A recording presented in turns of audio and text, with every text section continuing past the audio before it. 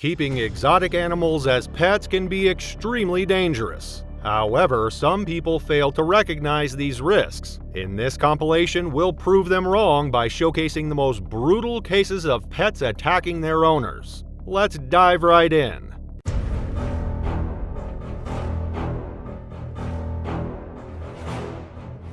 On a frigid December morning in 2018, the snow-covered landscape of Ozersk, Russia, lay in deep silence.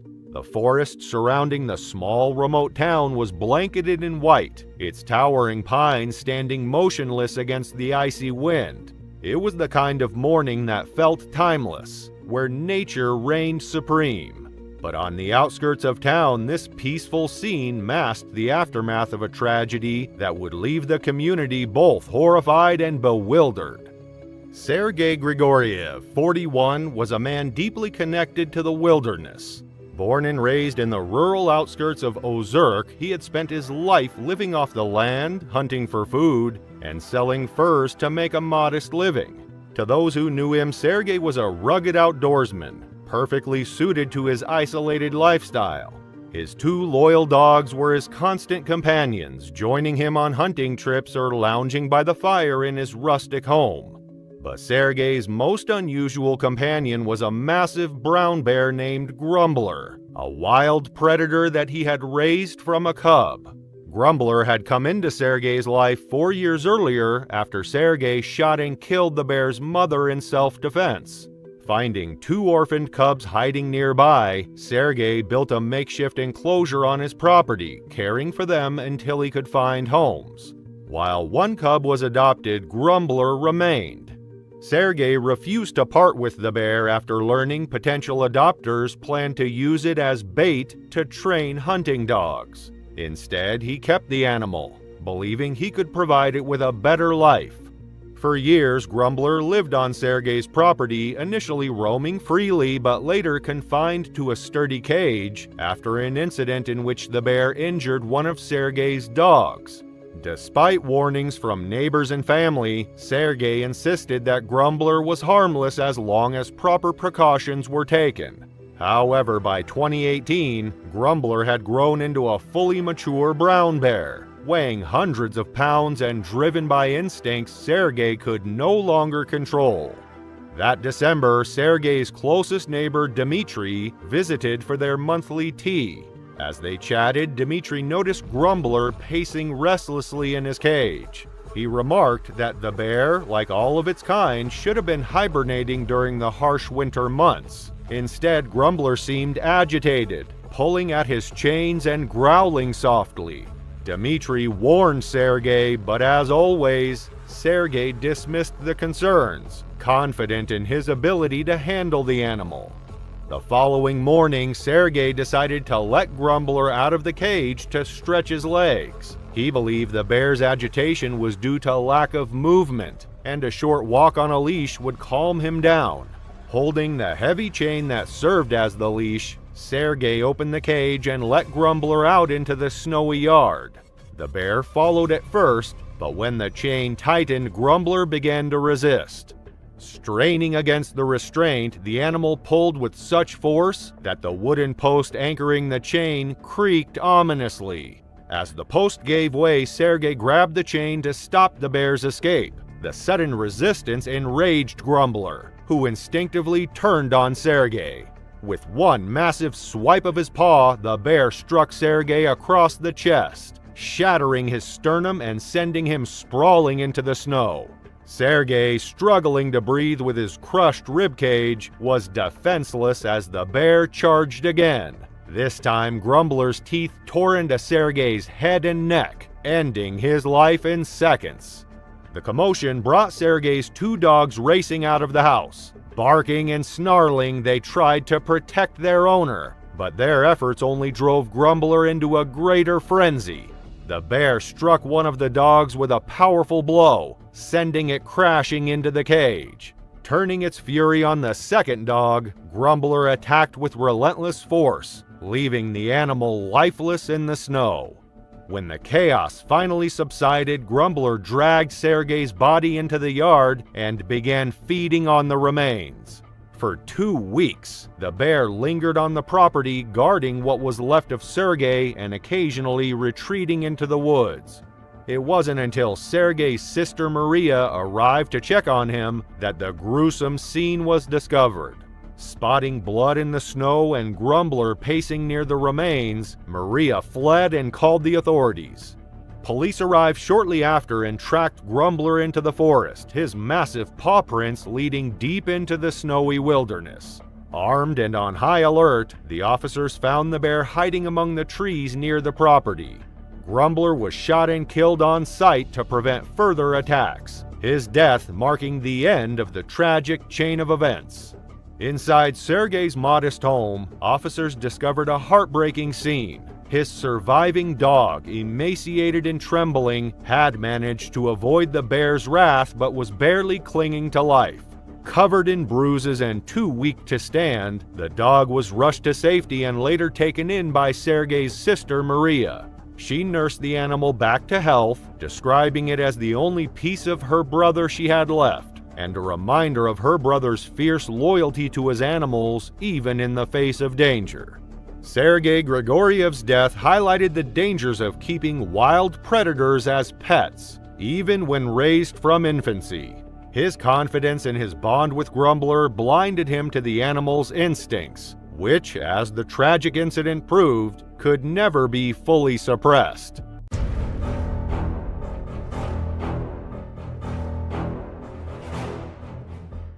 It was just another ordinary Wednesday morning in Moo, a small community in northeast Victoria, Australia. Paul McDonald, a 46-year-old farmer and loving husband, went outside to feed his pet deer, a cross between a red deer and an elk. He had owned the stag for 6 years, and the couple had always considered it a part of their family. The stag, standing almost 6 feet tall at the shoulder, had grown into a majestic creature under Paul's care. But what seemed like a routine task turned into a horrific tragedy. Paul's wife Mandy and their 17-year-old son Ethan heard a commotion coming from outside. As they rushed to investigate, they found Paul being viciously attacked by the animal he had raised and cared for. Mandy McDonald couldn't believe her eyes as she saw her husband being thrown around by the stag. The once docile creature, now acting aggressively, was pouncing on Paul with its sharp hooves and antlers. Mandy's heart raced as she sprinted toward the scene, driven by both terror and determination. The stag's antlers, nearly 2 feet long, thrashed violently, aiming at Paul with each twist of its head. Paul struggled, trying to fend off the attack, but the deer was too powerful. Mandy, getting closer, saw Paul's body being tossed about as the stag pinned him to the ground. Despite the fear and chaos, Mandy's resolve only hardened. She couldn't stand idly by. With a burst of adrenaline, she screamed at the stag, trying to distract it. The animal's wild eyes shifted toward her for a moment. Its aggression diverted just long enough for Paul to regain his footing, but the moment was brief. The stag, now more enraged, turned its focus back to Mandy and charged. Mandy braced herself for the impact. The stag's hooves struck her legs, sending an unbearable pain shooting up her body. She felt its antlers graze her upper arm, tearing through her jacket. The force of the blows nearly knocked her off her feet, but she refused to retreat. Despite the sharp pain and the threat of being gored, she fought to remain standing. Just as Mandy's strength started to falter, she heard Ethan's footsteps behind her. He appeared with a large piece of timber, his eyes wide with determination. Ethan swung the wood with all his strength, striking the stag in the head. The stag staggered back, dazed. Ethan swung again, and the stag, now disoriented, backed away, retreating into the nearby trees. Mandy collapsed next to Paul, bruised and battered but alive. Ethan helped her to her feet and they turned to Paul. His body lay motionless, a pool of blood forming beneath him. His injuries were severe, and Mandy knew deep down it was too late. She tried to call out to him, but the words stuck in her throat. The first responders arrived moments later. The officers approached cautiously, weapons drawn. The stag, now at a distance, stood with its head lowered in a threatening posture, its massive antlers still sharp and lethal. The officers could see the animal's bloodshot eyes and wild stance. They were aware of the heightened aggression associated with the mating season, which made the situation even more dangerous. The stag snorted angrily, stamping its hooves in warning. The officers exchanged tense glances before slowly advancing. They knew that any wrong move could lead to another deadly attack. As they neared Paul's body, the stag snorted again, its massive body shaking as it prepared to charge. With little choice, the officers raised their weapons. The sound of gunfire shattered the tense silence echoing across the valley. The stag collapsed instantly, its body crumpling to the ground. The officers rushed to Paul's side, but despite their best efforts, he was already gone. His injuries were too severe. The farmer, who had been a well-known figure in the community, was pronounced dead at the scene. Mandy, still in shock and badly injured, was transported to the hospital. Ethan stayed by her side, the weight of the tragedy settling heavily on his shoulders. The community of Moo was left in disbelief. Paul, who had devoted his life to his family and farm, was gone in an instant, taken by the very creature he had raised. The attack sparked a broader conversation about the dangers of domesticating wild animals. Experts noted that attacks by deer were rare, but they emphasized that the mating season could intensify aggression in stags due to higher testosterone levels. Steve Garlick, chairman of the Deer Management Committee at the Australian Deer Association, explained that while deer are generally more likely to flee than fight, the mating season can push them to act out violently if they feel threatened or provoked. Mandy and Ethan, still recovering from their physical and emotional wounds, were left to navigate a future without Paul. The loss was crushing, yet they clung to the memories of a man who had shown them the true meaning of love, strength, and family. A heartfelt tribute was held for Paul, with friends and neighbors coming together to honor the kind and hardworking man they had tragically lost.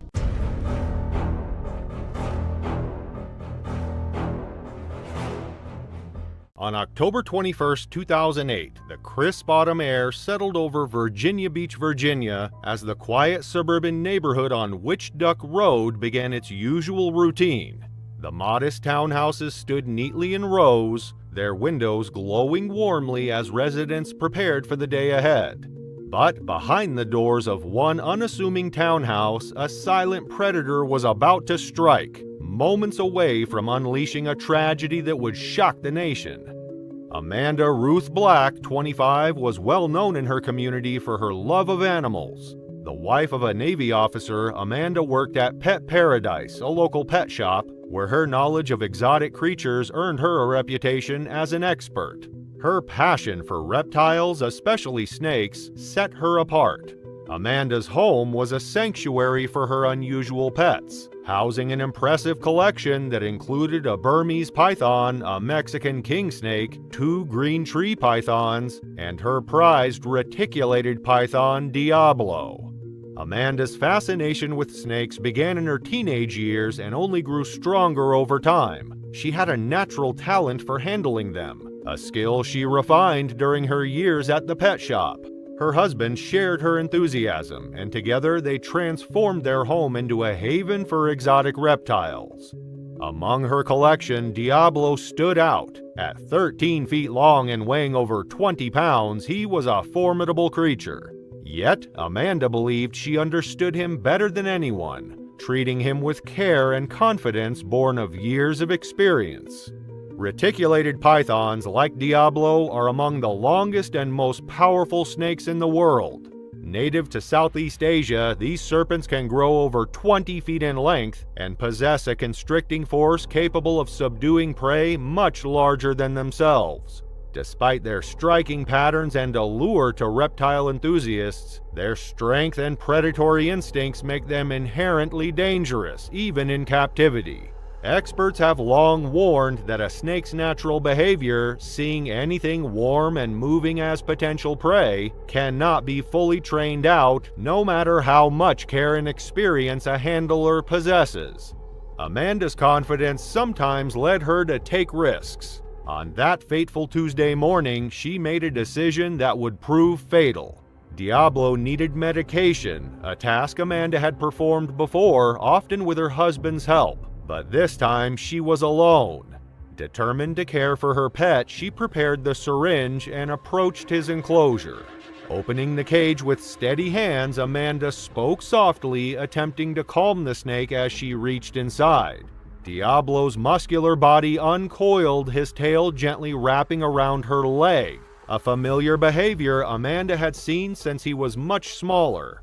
She lifted the snake carefully, supporting his weight as she prepared to administer the medication. But something was different this time. The lingering scent of Amanda's breakfast mixed with her movements triggered Diablo's primal instincts. To the massive snake, the situation mimicked feeding time. His demeanor shifted in an instant. Before Amanda could react, Diablo lunged, his powerful body wrapping tightly around her midsection. Reticulated pythons are constrictors, subduing their prey by wrapping around them and squeezing tighter with each breath their victim takes. Amanda, realizing the danger, tried desperately to free herself. She clawed at the snake's body, attempting to loosen the crushing coils. But Diablo's strength was overwhelming. Each movement seemed to enrage the snake further. As the python tightened its grip, his massive body reached her neck. Amanda's breaths became shallow, her strength rapidly fading. She fought valiantly, using every ounce of energy to resist. But Diablo's instinct to subdue his prey was unrelenting. Within minutes, the fight was over. Amanda collapsed to the floor as the snake's coils loosened, her life extinguished by the very creature she had loved and nurtured. When Amanda failed to show up for her shift at Pet Paradise, her co-workers grew concerned. She was known for her reliability and had never missed work without calling. That evening, her husband returned home from duty to a scene of unimaginable horror. Amanda's lifeless body lay near Diablo's open enclosure, evidence of a struggle surrounding her. The devastated husband immediately called emergency services. When paramedics arrived, they confirmed that Amanda had died from asphyxiation caused by the snake's constriction. Meanwhile, Diablo was found in a nearby room, defensive and agitated. Animal control officers arrived and, after a tense struggle, safely secured the massive python. At Amanda's husband's request, Diablo was later euthanized. Unable to bear the sight of the remaining snakes, he surrendered them to animal control, ending what had once been a shared passion. The tragedy caused renewed debates about the ethics and dangers of keeping exotic animals as pets. Despite Amanda's extensive experience, the incident showed the unpredictable instincts of such creatures and the significant risks involved in handling them. Advocates for stricter regulations argued that even skilled handlers are not immune to the primal behavior of animals like reticulated pythons. Thank you so much for watching this video where we explored the dangers of keeping exotic animals as pets and the horrific risks they often bring.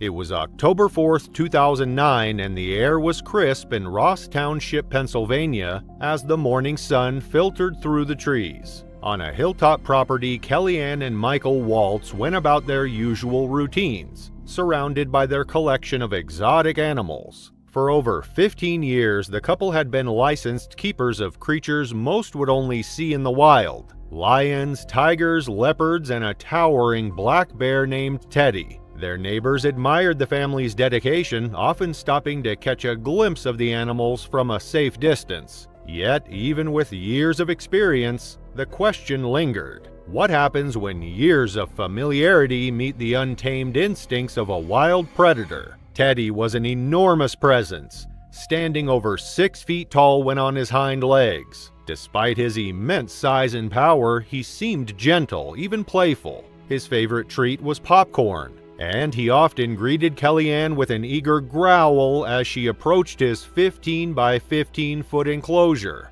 For Kellyanne, Teddy was more than just an exotic pet. He symbolized her lifelong passion for animals. But that passion would soon take a dark turn. Kellyanne's love for wildlife began in her youth as a competitive rider and member of the 4-H club in Massachusetts. Her dedication to animal care continued into adulthood, where she became a licensed exotic animal keeper alongside her husband, Michael. Together, they earned their license in 1994, creating a sanctuary-like property housing lions, tigers, leopards, and servals. Despite the inherent risks, Kellyanne treated these creatures with meticulous care and respect, ensuring that every enclosure met or exceeded safety standards. In addition to her work with animals, Kellyanne was an active member of her community. She volunteered at the Faith Christian School in Roseto, where her children attended, balancing her devotion to her family, her faith, and her passion for exotic animal care. Neighbors frequently praised the couple's commitment to safety, noting the well-maintained cages and the apparent harmony between the Walls family and their animals. Kellyanne's confidence in her routine was supported by her years of experience. She had raised Teddy from a cub and maintained a structured relationship with him. Yet, as autumn settled in and the bear's instincts heightened, subtle warning signs began to emerge. That Sunday began like any other. Kellyanne, accompanied by her children, prepared to clean the cages and feed the animals. Her neighbor Scott was outside with his children, casually greeting her across the yard. As usual, Kellyanne headed to Teddy's cage first, wheelbarrow and shovel in hand.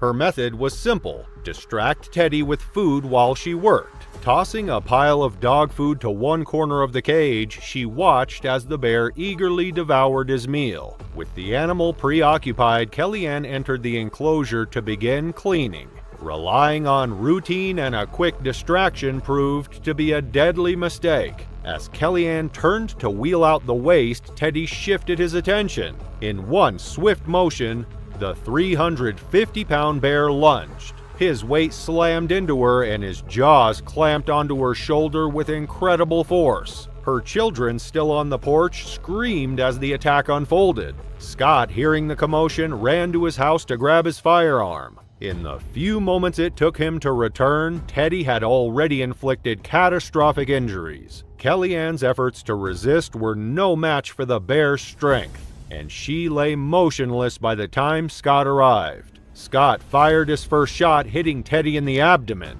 The bear recoiled but remained standing, now focused on Scott. A second shot struck the bear's neck, forcing him to collapse. Even then, Scott fired additional rounds to ensure the bear was no longer a threat. When emergency responders arrived, the scene was one of devastation.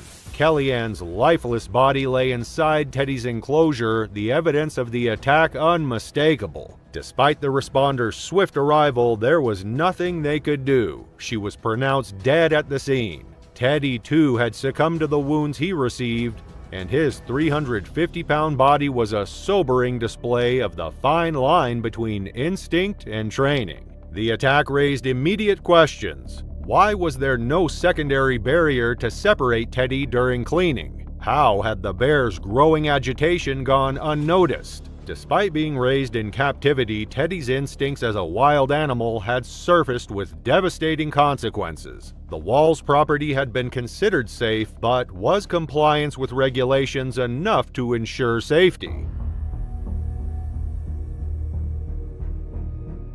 As the sun set over the quiet town of Zanesville, Ohio on October 18, 2011, no one could have imagined the terror that was about to unfold. Terry Thompson, a 62-year-old Vietnam War veteran, was a man drawn to the extraordinary. His passion for collecting exotic animals began in 1977, when he purchased a lion cub for his wife Marianne. Over the years, his collection grew to include tigers, lions, bears, wolves, and even baboons, housed on his 73-acre property. The animals were a spectacle for neighbors, but their living conditions often raised concerns. Reports of inadequate cages and unsafe fencing became common. Neighbors complained of escapes, and law enforcement was called on multiple occasions. Yet, Ohio's lax laws allowed Terry to continue amassing animals without any significant restrictions. By 2011, his property was home to 56 exotic creatures, many kept in overcrowded and unsanitary conditions. In 2008, Terry was convicted on federal firearms charges and served a year in prison. His time behind bars strained his finances and his mental health. He grew paranoid, believing his wife had been unfaithful during his incarceration. After his release, this combination of personal turmoil and mounting pressure would culminate in an act of unthinkable destruction. As twilight fell on Zanesville on that October day, neighbors began to notice strange occurrences on Terry Thompson's sprawling property. Horses in the nearby paddocks, usually calm and grazing, were unusually agitated. They snorted loudly, pacing back and forth with unease. Their frantic behavior caught the attention of Terry's neighbor, Sam Kopchak, who decided to investigate. Kopchak was an experienced horse owner, but even he felt a creeping sense of dread as he approached the paddock.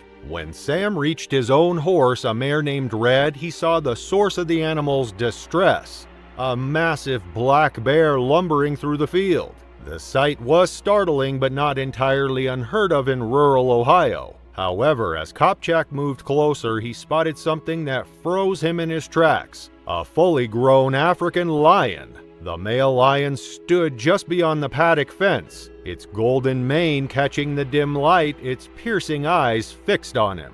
The fence separating them seemed inadequate against the size and power of the predator. Realizing the imminent danger, Kopchak quickly led Red into the barn and locked the doors behind him. Inside the barn, with his heart pounding, he called 911 to report the sighting. The call was the first of many as chaos began to spread throughout the area. Unbeknownst to his neighbors, Terry Thompson had spent the hours before orchestrating the unthinkable. Using wire cutters, he methodically opened the enclosures of 50 of his exotic animals, releasing lions, tigers, wolves, and bears onto his property. To ensure the predators ventured out of their cages, Terry scattered raw chicken around the grounds, a final act of calculated chaos. What could drive a man to such a drastic act? Whatever the motive, Terry had unleashed a nightmare on the small town of Zanesville. After setting the animals loose, Terry walked to the front yard of his home armed with a handgun. He raised the weapon to himself and pulled the trigger, ending his life in the middle of the chaos he had created. When officers arrived hours later, they found his body on the lawn, partially consumed by one of his own tigers. While Kopchak remained barricaded in his barn, the chaos outside grew more terrifying by the second. Through the small, dusty windows, he watched as more predators appeared from the shadows. Wolves sprinted across the field, their eyes glowing in the dim light. A massive tiger, its powerful muscles rippling beneath its striped coat, stalked through the tall grass. Then a lioness emerged, her gaze fixed on the paddock as though scanning for prey. Inside the barn, the air was thick with tension. Kopchak knew the flimsy wooden doors were no match for the powerful creatures roaming just feet away. He held his breath, his pulse pounding in his ears as he tried to stay as silent as possible. Speaking as quietly as he could, Kopchak finally placed his 911 call. His words were frantic and urgent, painting a chilling picture of the nightmare outside. At the same time, emergency calls from across Zanesville came pouring in. Predators freely roamed the town, causing chaos and destruction. A soccer coach a mile from Terry's property reported a tiger near the edge of a practice field, prompting parents to evacuate their children. Elsewhere, a motorist narrowly avoided a collision with a black bear. When officers arrived at Terry's property, they found enclosures wide open and predators roaming freely. Lions and tigers lingered near the driveway, while bears and wolves ventured closer to neighboring homes. The danger was spreading rapidly into residential areas, and officers had no choice but to act. Tranquilizers were unavailable, a grim reality that left officers with few options. Wildlife tranquilizer guns, typically used by specialists, were not a part of standard police equipment. Even if they had been accessible, the delay in sedative effects and the difficulty of tracking animals in the dark made tranquilization unfeasible. Law enforcement had to prioritize immediate public safety over saving the animals' lives. The order was given to kill any of the wild animals found before they could cause more damage. By morning, the full extent of the devastation was clear. Of the 50 animals released, 48 had been killed, their bodies strewn across fields and roads. The remaining 2, a grizzly bear and a monkey still in cages, were safely removed. Terry's home was found in disarray, reflecting years of neglect and chaos. What caused Terry Thompson to spiral into a complete breakdown? And why did he choose to inflict such gruesome suffering on his community? These questions will linger forever, the answers lost with Terry's tragic death. But the bloodshed in Zanesville was just one case of the nightmare that can result from keeping wild and exotic animals as pets.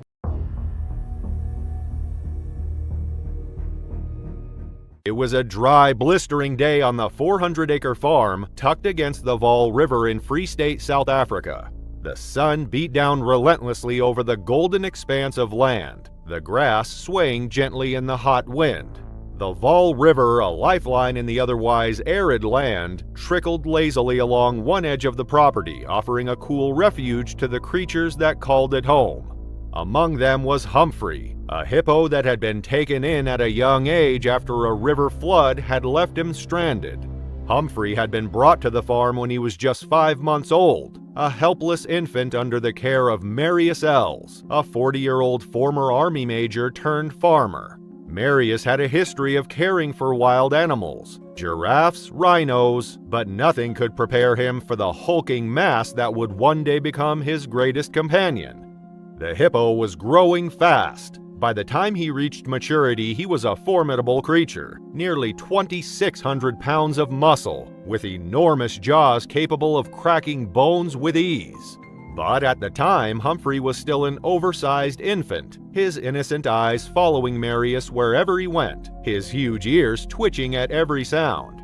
Marius, who had trained him to open his mouth for teeth brushing and even ridden him in the water, believed that the bond they shared was unbreakable. To Marius, Humphrey wasn't just a wild animal, he was family. The farm was located on the edge of civilization, far from the nearest city. The surrounding land was sparsely populated, and Marius was used to living alongside nature's unpredictability. The river provided for both the land and the animals, and Humphrey had free rein to roam the 400 acres, though Marius made sure the hippo had access to a dam that he had built for his own comfort. For the most part, Humphrey stayed in a large pond he had claimed as his own, where the water was deep enough for him to submerge and move freely. He only wandered when curiosity or mischief called him to explore the rest of the property. Marius thought of Humphrey as the gentle giant, a creature so tame that he would obey Marius's calls. On several occasions, he would make his way to the nearby golf course, where golfers were often startled by the sight of a huge, lumbering hippo. To Marius, these escapades were harmless fun, a playful show of a bond forged between man and beast. Yet each time Humphrey escaped his enclosure, the danger of the situation became more evident. One morning, as Marius tended to the animals, he noticed the hippo had wandered off again. This time, however, Humphrey had ventured out of the farm and down to the river, where he encountered a man and his young grandson paddling along in a canoe. Marius had seen the exchange from a distance, and knowing Humphrey's territorial nature, he rushed to intervene. Humphrey's instincts kicked in as soon as the hippo saw the canoe. Without warning, he charged into the water, moving fast, powerful ripples forming behind him as he cut through the river with frightening speed. The pair in the canoe barely had time to react. The man and his grandson scrambled for safety, climbing the nearest tree as Humphrey circled below, agitated and relentless. Marius reached the scene and, with the sound of his whistle, called the hippo back. Humphrey paused, shaking his head before trotting back to Marius's call. He had been trained, or so Marius believed, to listen and obey. The locals who had witnessed the scene were less convinced. They saw an animal capable of unpredictable aggression, one that had grown beyond the control of even the man who had raised him. Days passed and Humphrey's behavior grew increasingly erratic. He began to kill livestock on neighboring farms and even threw Marius from his back when the hippo no longer wished to be ridden. What Marius once thought of as playful now seemed dangerous. But he continued to dismiss the warnings, too blinded by his affection for the animal. To him, Humphrey was still that innocent young hippo, the one he had raised from a vulnerable age. But Humphrey was no longer a baby. He was becoming an adult, and with adulthood came a growing sense of dominance. His instincts were sharpening, and Marius, though experienced with wild animals, failed to recognize the shift in the hippo's behavior.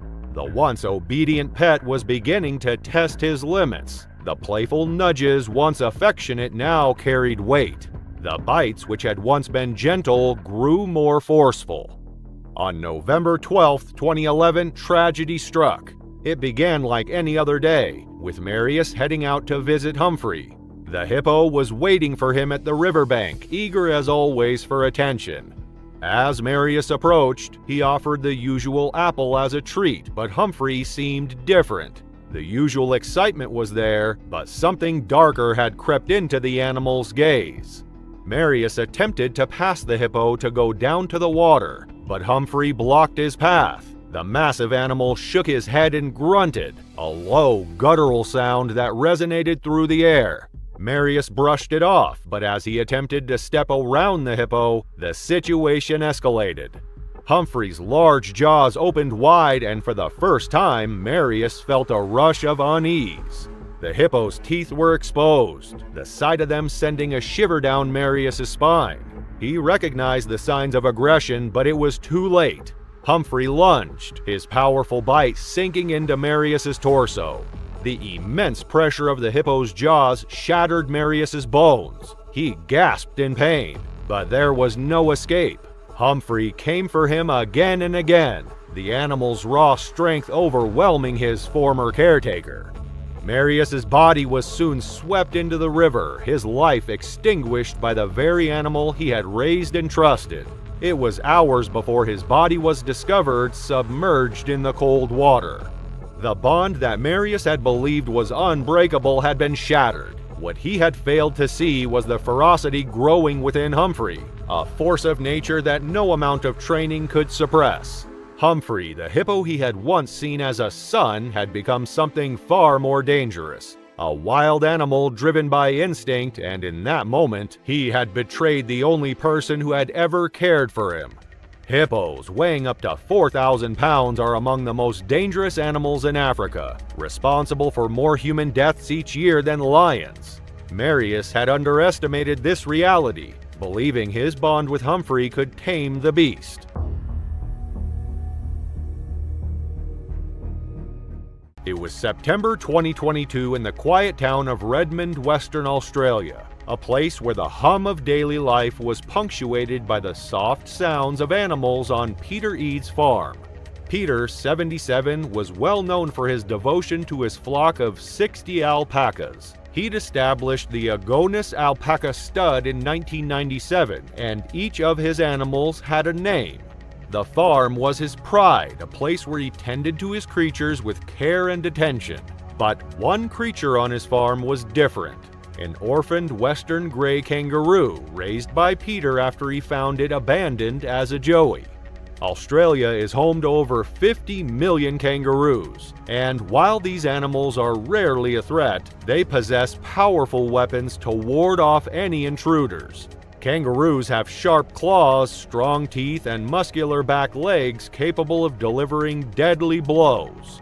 The western gray kangaroo, the species Peter raised, stands about 4 feet 3 inches tall when fully grown, weighing 120 pounds. Peter's kangaroo had reached maturity in the spring of 2022, and like all male kangaroos, the surge of testosterone during the breeding season had made it aggressive. For 3 years, the kangaroo had lived alongside Peter's alpacas. It had grown accustomed to his presence, to the gentle strokes Peter would give it when he visited the paddocks. But that day, everything changed. The kangaroo, now fully matured, was no longer the docile animal it once was. With testosterone surging through its body, its natural instincts took over. Peter entered the paddock to feed the alpacas, as he had done countless times before. He saw the kangaroo bounding toward him and, as usual, expected a peaceful exchange. But this time was different. The kangaroo didn't approach with the familiar calmness he had come to expect. Instead, it charged at him. Peter barely had time to react before the kangaroo lashed out. With powerful strikes from its front legs, the kangaroo's claws raked across Peter's skin. The force of the blow sent Peter staggering back, but the kangaroo wasn't finished. It leapt into the air, using its muscular tail to maintain balance. In one swift motion, it kicked Peter with its strong back legs. The impact sent Peter crashing to the ground, stunned and unable to defend himself. The kangaroo, now fully in control of the situation, continued its assault. Peter tried to rise, but each time he attempted to get to his feet, another kick from the kangaroo knocked him back down. Its blows were relentless, powerful enough to crush bones and fracture skulls.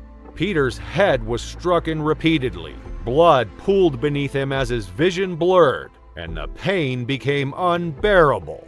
It was a rare and terrifying event. Kangaroo attacks on humans were uncommon, but when they did happen, the results could be devastating.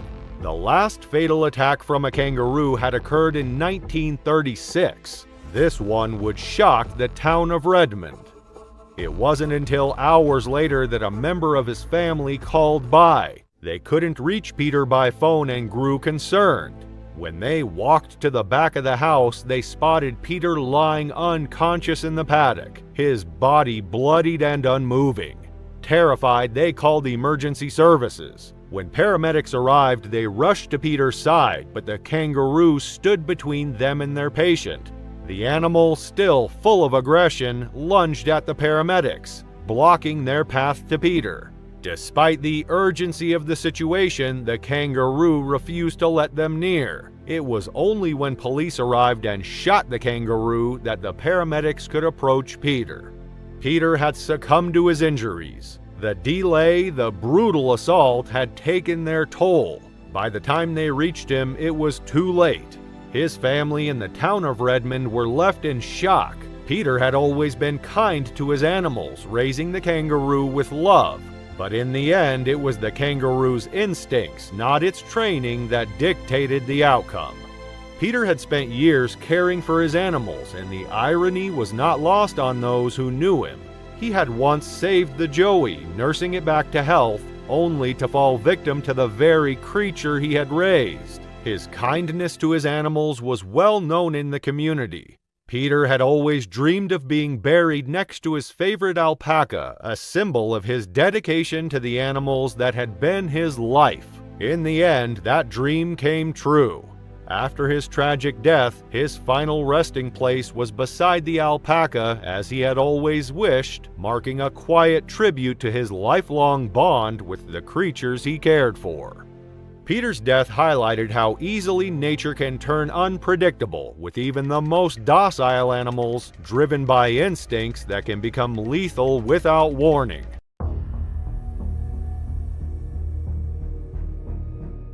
It was July 20th, 2022 when 29-year-old Elliot Sensman from Pennsylvania began his day as usual, tending to his beloved snakes. Known for his deep passion for reptiles, Elliot spent his days rescuing and rehabilitating snakes that others had abandoned. He had a special bond with these animals, and his expertise was unmatched.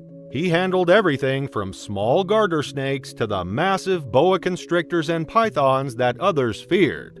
But on this particular morning, as he entered the room to care for his snakes, he had no inkling that his life was about to end in the most tragic way. Elliot's love for snakes began at the age of 10. Over the years, he had developed an extensive knowledge of their care, understanding their needs and behaviors. He had spent the last 6 years focusing on rescuing snakes that had been abused or neglected, giving them a chance to heal and find new homes. His collection included several large snakes, but there was one in particular that required extra caution, an 18-foot boa constrictor which had a history of aggression. It had been rescued from a home where it had been poorly treated, leaving it distrustful of humans. Despite its size and temperament, Elliot had always approached the snake with the utmost care. He knew the risks but was undeterred by the challenge. That morning, like many others, Elliot began his routine by checking on the snakes. His first task was feeding and cleaning the enclosures, ensuring each snake was comfortable and properly cared for. As he moved from cage to cage, everything seemed normal until he reached the boa constrictor's enclosure. He paused. The snake's behavior had been erratic over the past few days, more restless, more unpredictable. It slithered in tight, erratic loops, pressing against the glass as though it couldn't find a place to settle. A slight unease crept over Elliot, but he dismissed it. The boa was still adjusting to its new life after years of abuse. He had seen this kind of restlessness before, especially in snakes with such a troubled past. But today, the snake's behavior was different. Its movements were more intense than usual. Elliot opened the cage slowly, keeping his eyes fixed on the snake. It hissed, its tongue flicking the air, but that was typical. His hands were steady as he reached inside, familiar with the snake's temperament. Yet its movements were sharper, more agitated. Elliot remained cautious, aware that even well-known reptiles could become unpredictable when stressed. And then the snake struck. It lunged from the shadows, its powerful coils wrapping around Elliot's body with swift precision. Elliot's hands fumbled as he tried to respond, but the snake's grip tightened quickly. The boa constrictor's massive coils pressed against his chest, constricting with increasing pressure, squeezing the air from his lungs. Elliot's grandmother, who had been in the other room, heard the commotion and rushed to help. What she found was a horrifying sight. Her grandson, once full of life and energy, was now lying on the floor, his face turning pale as the snake tightened its grip around his neck. She screamed for help, but in the chaos it seemed there was no time. Elliot, always so cautious, had misjudged the situation. It was unclear whether it was already too late. With shaky hands, she dialed 911. When the Upper Macungie Township Police arrived, they found Elliot unconscious, showing symptoms of a heart attack. The snake's grip was still strong, its coils twisted around his neck, constricting further as it sensed its prey was weakening. The officers were paralyzed with indecision. The snake was massive, easily over 15 feet in length, and they couldn't risk shooting it in the head. A miss could injure Elliot. After a tense few moments, the officers took action, firing at the snake's body. The rounds weren't enough to kill the animal, but they were enough to make it loosen its grip, allowing the officers to pull it off Elliot. As soon as the snake was removed, paramedics rushed to Elliot's side. He was quickly transported to Lehigh Valley Hospital, Cedar Crest. But despite their best efforts, Elliot never regained consciousness. For 4 days, he remained in critical care, fighting for his life, but his body had already been deprived of oxygen for too long. On July 24th, Elliot Senseman passed away. The cause of death was later confirmed as anoxic brain injury caused by the constriction. The news of Elliot's death sent shockwaves through the community. Friends, family, and colleagues were left in disbelief. Elliot had dedicated his life to rescuing snakes, understanding their nature better than anyone else. He had always been the person people turned to when a snake was in trouble, and now one of the very creatures he loved so much had taken his life. His mother, Heather, couldn't understand how something so tragic could happen to someone so careful, so dedicated. "My son was unique and kind," she said in an interview. "He should still be with us today." In the months that followed, the tragic incident became a topic of discussion, with many calling for more regulation of exotic pets, particularly snakes. While Elliot's love for reptiles was undeniable, his death highlighted the potential consequences of caring for such creatures, especially when their behavior is unpredictable due to past trauma. The legacy of his work, however, would live on in the countless snakes he had helped. and the awareness he had raised about the importance of proper care and rehabilitation for animals in need.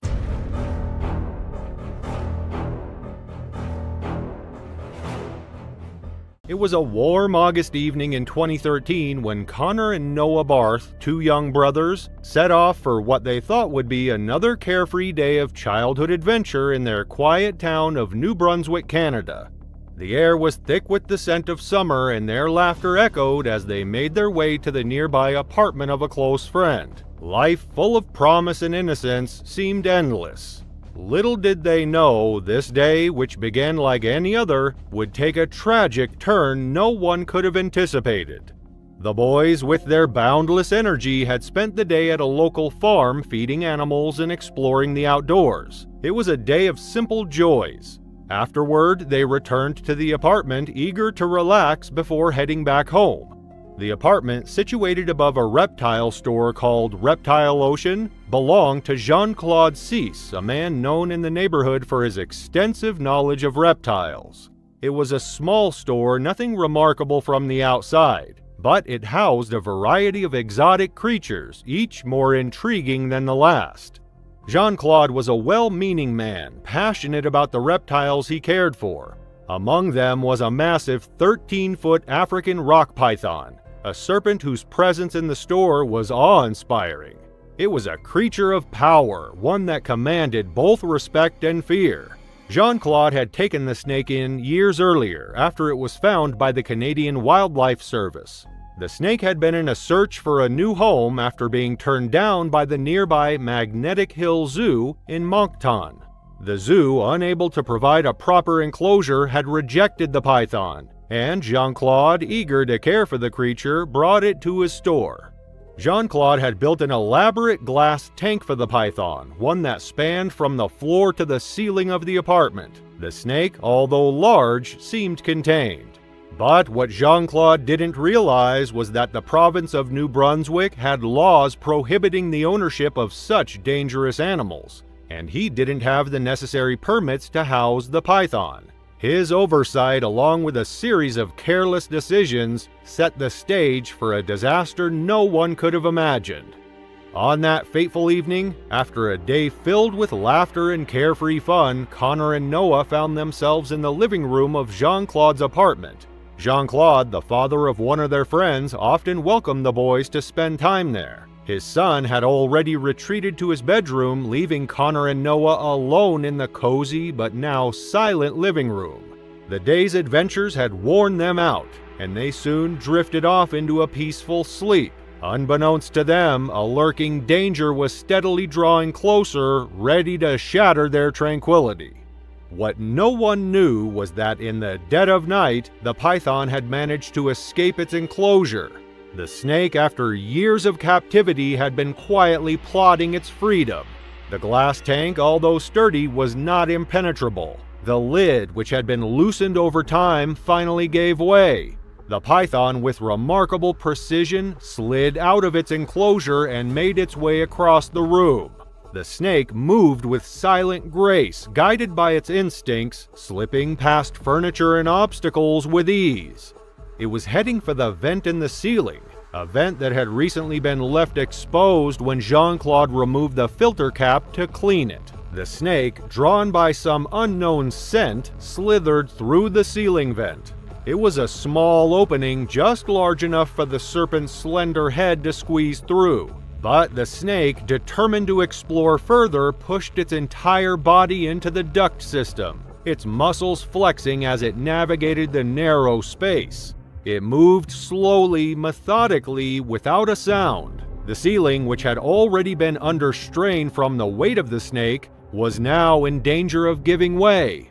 Above the sleeping boys, the snake maneuvered carefully, its massive body bending and shifting within the confined space. The ductwork creaked under the weight, the sound barely audible in the stillness of the night. It was only a matter of time before the ceiling couldn't hold any longer. Suddenly, with a loud crack, the ceiling buckled. The snake, now free from the confines of the vent, fell to the floor with a heavy thud. It landed directly on top of the boys, who were still in a deep sleep, unaware of the danger that had just descended upon them. The python, disoriented but powerful, immediately coiled around the boys. Its body, thick and unyielding, began to tighten with terrifying force. Connor and Noah woke in an instant, their eyes wide with shock as they found themselves trapped beneath the massive coils of the snake. Panic surged through them, but their movements were slowed by the overwhelming power of the python. The creature's grip was relentless, squeezing harder with each passing moment. The boys fought against the constriction, but the snake's strength was too much. Their screams went unheard, swallowed by the weight of the snake's coils. The python's constriction continued, each breath they took becoming more difficult until the room fell silent once again.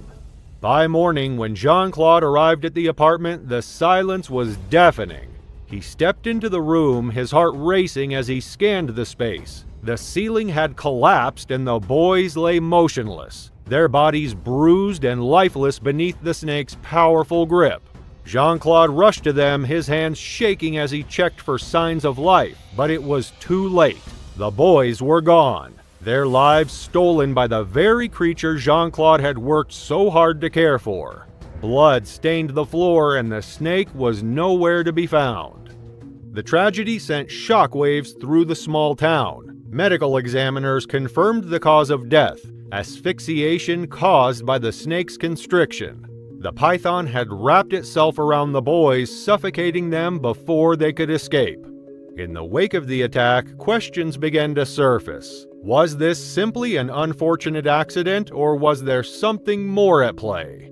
The experts suggested that the snake would not typically act aggressively unless it felt threatened. But how could this happen? As the investigation unfolded, it became clear that Jean-Claude's decisions had played a crucial role in the tragedy. His failure to secure the snake properly, lack of permits, and disregard for safety contributed to the loss.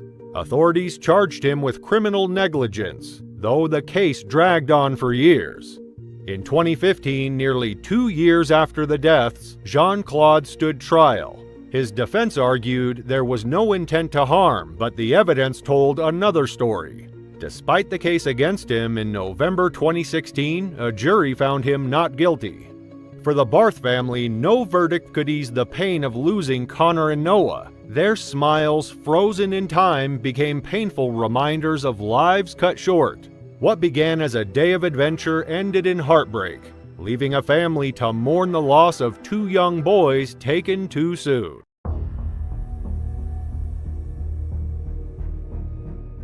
St. James and LaDonna's story began in West Covina, California, a town that bore witness to the unfolding chapters of their lives. They met as teenagers, fell in love, and became high school sweethearts. For years, they were inseparable, and their relationship blossomed amidst the expectations of family and friends who eagerly anticipated their union.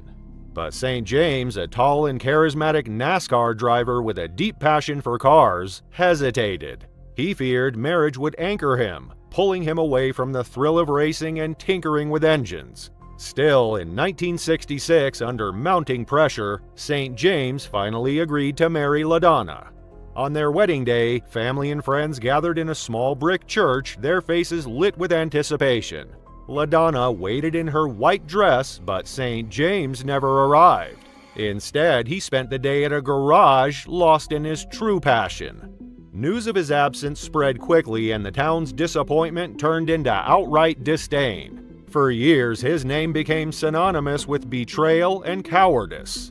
Seeking to escape the judgment of his community, St. James found solace in a newspaper advertisement. A merchant ship was seeking crew members for a long-distance voyage. The job promised adventure and anonymity, with all expenses covered. Despite having no experience on the sea, St. James saw an opportunity to leave his failures behind. He boarded the ship and embarked on a journey that would change his life forever. Months into the voyage, while near the coast of Africa, the ship suffered a mechanical failure and docked in Tanzania for repairs. During his time there, St. James joined a group of Tanzanian hunters and traveled with them into the forests. During one of their hunts, the group killed a female chimpanzee shortly after it gave birth, leaving the newborn to fend for itself. Stricken by the scene, St. James took the orphaned chimp under his care, naming him Mo. The bond they formed during those days in Tanzania became unbreakable. Returning to California was a logistical challenge, but St. James managed it with the help of German missionaries who secured his flight. When he arrived at the airport, he was greeted by his mother Estelle and an uninvited LaDonna who had come to confront him. Her anger melted into astonishment when she saw the tiny chimpanzee clinging to St. James. Mo's arrival softened the animosity between them, and in time, LaDonna forgave St. James. In 1970, they finally married in a modest ceremony. Mo, dressed in a tiny suit, served as their best man. The unconventional family found joy in their shared life, and Mo became their surrogate child. Tragedy, however, struck just a year into their marriage. LaDonna was diagnosed with cancer and required a hysterectomy. Devastated by the loss of her ability to have children, she considered leaving St. James. But he reassured her, reminding her that they already had a child in Mo. Together, they poured their love into raising the chimpanzee, marveling at his intelligence and emotional depth. For years, the family thrived, but the challenges of raising a wild animal in a suburban environment soon caught up with them. In 1998, a welder hired to repair Mo's cage accidentally left equipment behind which shocked and frightened Mo. The chimp escaped and was missing for hours before being apprehended. During the incident, Mo caused damage to a police car and injured an officer. The following year, a visitor ignored warnings and placed her hand inside Mo's cage.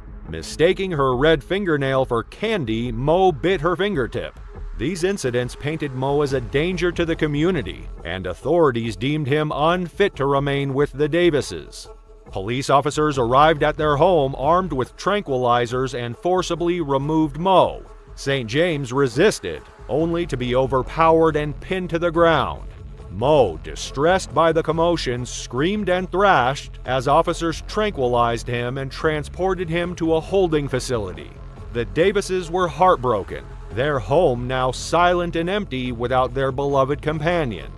After years of legal battles, St. James and LaDonna succeeded in transferring Mo to Animal Haven Ranch in 2004. The sanctuary promised Mo a safer environment and allowed the Davises to visit him regularly. On March 3, 2005, they arrived at the ranch to celebrate Mo's 39th birthday. They bought balloons, toys, and a frosted sheet cake filled with raspberry, eager to make the day special. When Mo saw them, his joy was immediate. He clapped his hands and howled, thrilled to be reunited. Though he may not have understood it was his birthday, he knew they loved him. LaDonna cut the cake and shared it with St. James before offering Mo his piece. Mo eagerly accepted, his gentle hands taking the cake with a quiet affection. It was a reunion filled with love, as if no time had passed. As the celebration unfolded, the family's joy was shattered by an unthinkable event. A young male chimpanzee escaped its enclosure and charged toward LaDonna. The chimp attacked, biting her hand and ripping off her thumb. St. James rushed to protect her, only to be ambushed by another, larger chimp. As the chaos unfolded, Mo did not join the attack but watched helplessly while the two chimps overwhelmed St. James, biting his face, gouging out his eye, and mutilating his body. They tore at his flesh, breaking bones and leaving him unrecognizable. LaDonna screamed for help as the chimps continued their brutal attack. The sanctuary's owner's son-in-law, Mark Carruthers, arrived with a firearm and shot both chimps, ending the assault. Paramedics rushed St. James to the hospital where doctors induced a coma to manage his extensive injuries. Despite multiple surgeries to reconstruct his face, St. James's life was forever altered.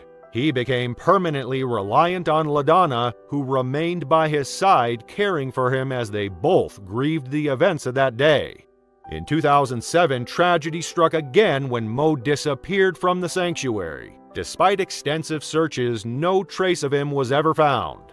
The Davises' hope of reuniting with Mo dwindled, leaving them with only memories of the chimp who had defined their lives for 3 decades.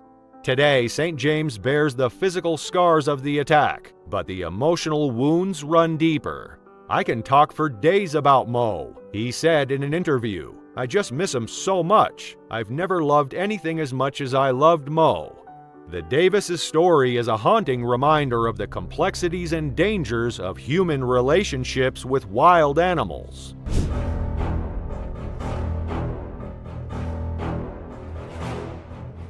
Picture yourself in the heart of South Africa's wilderness, where the roar of lions reverberates through the air, mingling with the rustle of wild grasses and distant calls of other creatures. This was the world of Leon van Biljon, known to many as the Lion Man, built from the ground up.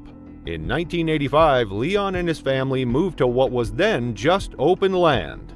Over the years, he transformed it into Mahala View Lion Lodge, a haven for both wildlife and guests. His children grew up surrounded by this vast sanctuary, and by 2006, he had brought in 3 lion cubs, Rambo, Katrin, and Nikita, raising them as if they were his own. Day and night, he stayed by their side, sometimes even sleeping in their enclosure to form a bond as close as family. These lions weren't just exhibits, they were family. Known for his lion walking tours and impassioned talks, Leon dedicated his life to educating visitors, sharing his unique relationship with these powerful predators. Now in his 70s, he moved with ease among the animals he trusted deeply, never imagining the wilderness he knew so well could turn against him in a single moment. On the morning of August 20th, 2019, Leon entered the lion enclosure as he had countless times before, unaware that a mundane trip through the gate would lead to his final moments. The lions were used to his presence. To them, he was part of their world. That day, however, he had a task, repairing a section of the perimeter fence that needed attention. He opened the security gate and stepped inside, calm and sure of himself, the same way he had hundreds of times. He moved confidently, the lions watching as he set his tools down and began inspecting the damaged fence. But then he did something he rarely did. He turned his back to the animals. As Leon crouched down to inspect the fence, everything seemed routine. The lions, Rambo, Katrin, and Nikita, were lounging nearby, watching him in silence, their massive paws resting against the earth. But crouching down with his back turned was a rare sight for them, and the movement seemed to spark a change. One of the lions began to close in, each step silent, the powerful muscles rippling under its coat. Its gaze locked on Leon, who remained oblivious, focused solely on his task. Then, in a flash, the lion sprang forward, covering the distance in seconds. The massive paws dug into the dirt, propelling its heavy frame through the air. Leon, crouched and unaware, was knocked forward as the lion's full weight struck him from behind. He barely had a second to react before the lion's powerful jaws clamped around his neck. The teeth, razor sharp and built to crush, severed arteries and tore through muscle in an instant. The impact and grip were swift and unyielding. For a moment, Leon's body tensed, his limbs reflexively reacting to the attack. But the power of the lion's bite overwhelmed him, rendering him helpless. The lion's head shook instinctively, its hold tightening as it applied hundreds of pounds of bite force, pinning Leon to the ground. Nearby, the other lions rose, drawn by the commotion, their eyes fixed on the scene as their companion asserted dominance over what had once been a familiar figure in their territory. Staff arrived moments later, drawn by Leon's last faint cry. From outside the enclosure, they saw the horrifying scene, a lion standing over Leon's body, its mouth red with blood, while the other 2 lions circled with an unsettling calm. Realizing the severity of the situation, they immediately contacted emergency responders, knowing any attempt to intervene could turn deadly. As emergency teams arrived, the response was swift but calculated. To secure the area and prevent further tragedy, 2 of the lions, including Rambo, were shot. The third lion, however, was tranquilized rather than killed, allowing paramedics safe access to Leon's body.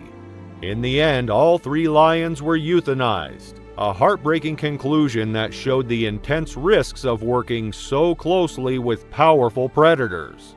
As news of Leon's death spread, it resonated deeply within the community. Leon Van Biljorn wasn't just any lion keeper, he was known affectionately as the Lion Man, a title he earned through years of dedicated care and deep connection with the big cats he raised from cubs.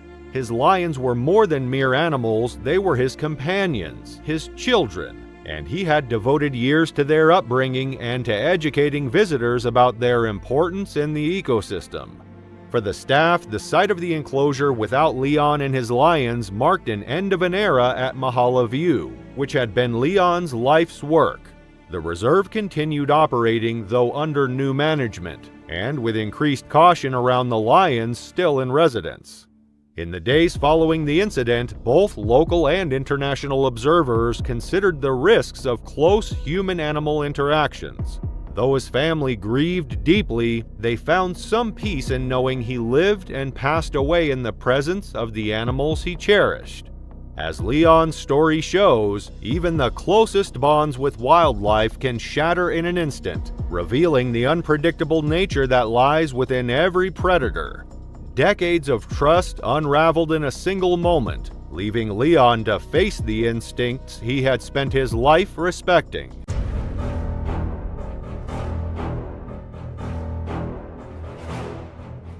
It was April 2017, and 12-year-old Christian Prinsloo, known as Tian to his friends and family, was enjoying his school holiday in the South African countryside. As the 2-week break began, Tian made his way to his grandmother's home near Lefalale, a quiet town on the edge of the Bushveld. It was a time of adventure for him, a chance to escape the routine of everyday life. Little did he know, this trip would end in a tragedy that no one could have predicted. Tian's grandmother, Mary Strydom, had a home nestled in the heart of South Africa's wild landscapes. The area was known for its sprawling farms, vast open fields, and the occasional wild animal sighting. Mary had lived there for years, deeply connected to the land and the tight-knit farming community. It was a place where Tian had spent many holidays, surrounded by the peace and beauty of rural life.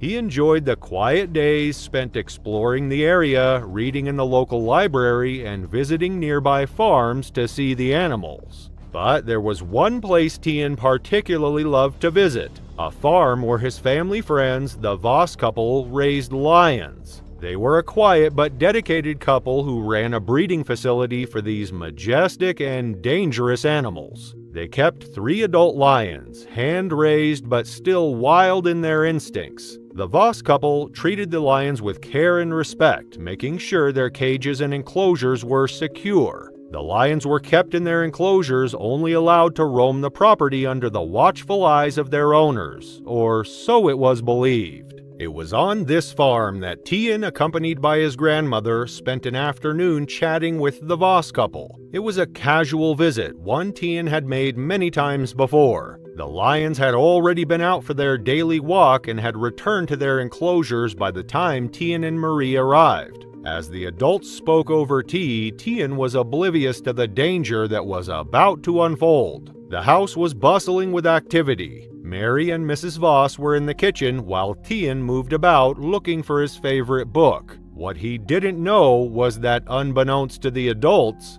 one of the lions had escaped its enclosure. A gate, left ajar or improperly closed, had given the lion the opportunity it needed. No one realized the danger until it was too late. In the blink of an eye, the massive male lion appeared in the doorway. Tian, already familiar with the lions but never completely naive about their wild nature, froze. He had always been told the same thing. The lions were not tamed despite being raised in captivity. But what could have prepared him for the sight of one of these beasts in the house? Marie saw the lion first and immediately stepped between Tian and the predator, trying to shield her grandson with her own body. The lion, though seemingly calm, locked its eyes on Tian and stepped closer, testing the air. Marie, remaining calm despite the mounting danger, urged Tian to run for safety, but it was too late. Tian turned to flee, and in that split second, the lion sprang into action, covering the distance between them in mere moments. Tian never stood a chance. The lion pounced, its claws digging into Tian's small back, its jaws sinking deep into his flesh. With the speed and force of a wild animal, it took him down to the ground. Tian screamed, but his cries were quickly muffled by the weight of the lion's attack. Marie, with every ounce of strength she had left, lunged at the lion, grabbing its thick mane and pulling with all her might. She screamed, calling for help, but it was a losing battle. The lion swiped at her, raking its claws across her arms and shoulders as she desperately tried to protect her grandson. In the chaos, Mrs. Voss returned to the scene. The lion, momentarily distracted, turned away from Tian. It was a fleeting moment of hope, but the damage was already done. The lion, now subdued by Mrs. Voss, was quickly returned to its enclosure, and she rushed to call for help. Marie, however, did not wait. Despite her own injuries, she grabbed the car keys, tossed them to Mrs. Voss, and picked up Tian. She carried him to the car and sped toward the nearest hospital, knowing time was running out. It took them 20 minutes to reach the hospital, but by the time they arrived, it was clear that Tian's injuries were catastrophic. His back and neck were shredded, his breathing shallow and labored. The doctors did what they could to stabilize him, but it was only a temporary measure. The damage to his spine was severe. Tian was airlifted to Pretoria, where he was transferred to a more equipped facility, but even then, the outlook was grim.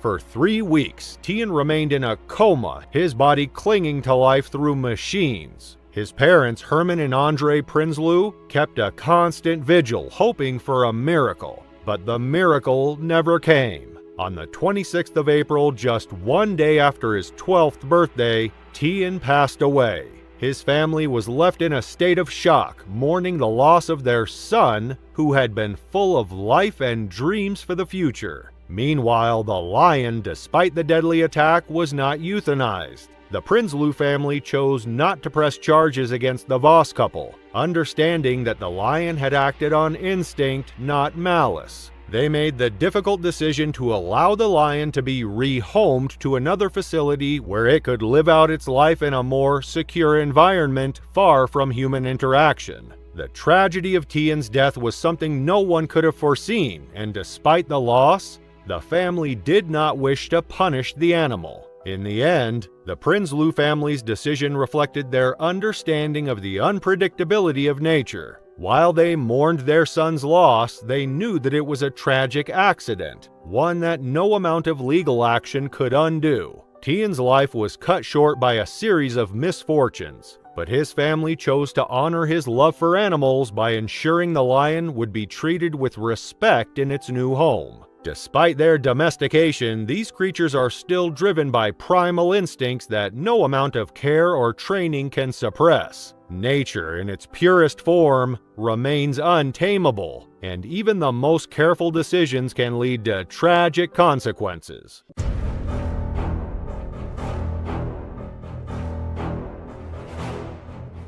It was January 16, 2002, a cold winter day in Newark, Delaware, when neighbors in the Ridgewood Manor apartments noticed something unusual. A foul, putrid odor seeped through the walls of Ronald Huff's apartment, creeping into the neighbors' units. It was the kind of smell no one could ignore, the unmistakable stench of decay. Concerned, Ronald's neighbor, Jeff Wong, decided to investigate. What began as a simple inquiry soon turned into a horrifying discovery. Ronald Huff, 42 years old, was a man defined by his discipline and unique passions. A former soldier with a structured background, he lived alone in a small apartment in Newark, Delaware. But he was never without company. His companions were 7 Nile monitor lizards, giant prehistoric-looking reptiles that he adored. These creatures, some as long as 6 feet, roamed freely through his home. For Ronald, they weren't pets, they were his family. Known to his co-workers as Lizard Boy, Ronald's fascination with these reptiles was a defining part of his life. He frequently shared stories about his lizards at work, proudly displaying the scratches and minor bites he'd received while handling them. His colleagues knew him as a quiet yet enthusiastic individual, entirely devoted to his unusual companions. But beyond his workplace and his lizard collection, Ronald's interactions seemed limited. His focus remained on his pets and his solitary lifestyle. The lizards, resembling smaller Komodo dragons, were fearsome predators in the wild, known for their razor-sharp teeth, venomous bites, and predatory instincts. Ronald, however, treated them with affection, raising them from juveniles and allowing them to roam unrestricted. They slithered through his kitchen, lounged in his bedroom, and even ate at his dining room table. This coexistence, while fascinating, masked a darker reality. No matter how much Ronald cared for them, these animals were still wild at heart. Their behavior could turn unpredictable in an instant, as he would soon tragically discover. No one knows exactly what transpired in the days leading up to January 16th, but Ronald had not been seen for several days. His absence raised concern among neighbors, especially as a foul odor began emanating from his apartment. The stench, unmistakable as that of rotting flesh, suggested that something had gone terribly wrong. Though the exact details of Ronald's final moments may never be known, the grim scene discovered days later sent ripples of shock through the community. On that day, officers forced their way into Ronald's apartment and were immediately overwhelmed by the scene. The stench in the air was thick and suffocating, forcing the responders to cover their faces as they stepped inside. The dimly lit apartment was cluttered with furniture pushed against the walls to make room for the reptiles. In the middle of the room lay Ronald's body slumped against the door. His once recognizable features were horribly disfigured, with deep wounds covering his arms, legs, and torso. Large portions of flesh had been stripped away, exposing bone and sinew. The 7 Nile monitor lizards were still present, their snouts stained red with blood. They hissed and flicked their forked tongues at the officers, unperturbed by the commotion. The floor around Ronald was littered with scattered debris, bits of raw chicken, remnants of cockroach shells, which were a common food for the lizards, and overturned furniture, all signs of a chaotic and violent scene. Feeding time was often chaotic. Monitor lizards are highly reactive to routine stimuli, and any delay could have heightened their impatience. A single bite from their sharp teeth, combined with venom that causes pain, swelling, and infection, could have incapacitated Ronald.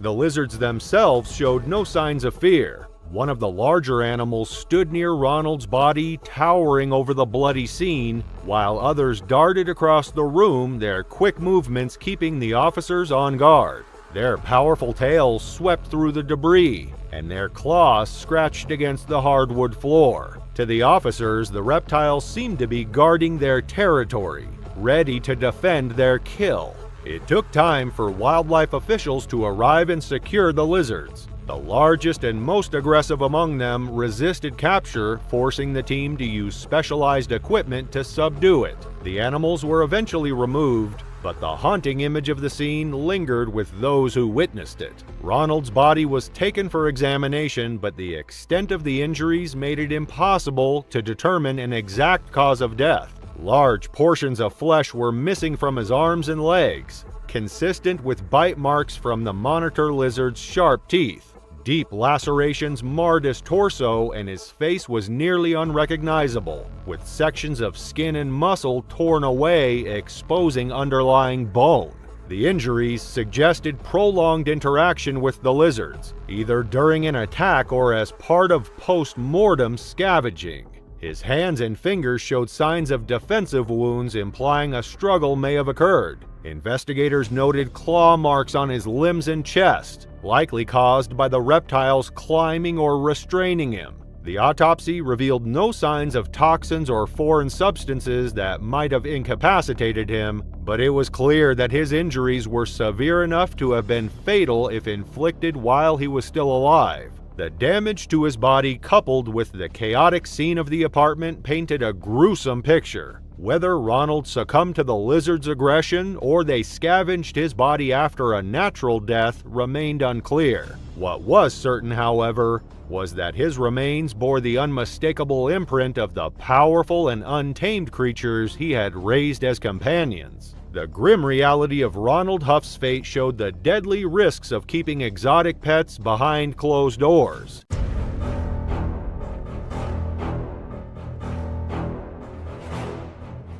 Jerome and Sandra Harold were a happily married couple. Their home in Stamford, Connecticut had once been filled with the sounds of their daughter Susan's laughter and the busy hum of daily life. But as time passed and Susan married, the house fell silent. The couple, now alone, found themselves consumed by an emptiness that lingered in the halls.